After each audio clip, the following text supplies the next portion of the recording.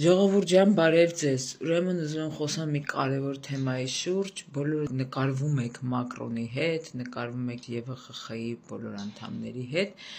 բայց ուզում եմ ձեզ մի բան ասեմ ու ջիջիլ գցեմ ու չեք է պատկերացնի, որ հենց հիմա մեր տանը նստած է Օբաման, այսինքն ես հենց հիմա ճաշում եմ Օբամայի հետ։ Ու եթե դուք դա չեք հավատում, դրան չեք հավատում ավելի ճիշտ, մի փոքր գրական խոսեմ։ Հենց հիմա Օբաման մեր տանն է ու ես հիմա կծանոթացնեմ Օբամա։ Մի րոպե, հեսա Օբաման կգա։ Հեսա Օբաման, տեսեք ինչ լավն է։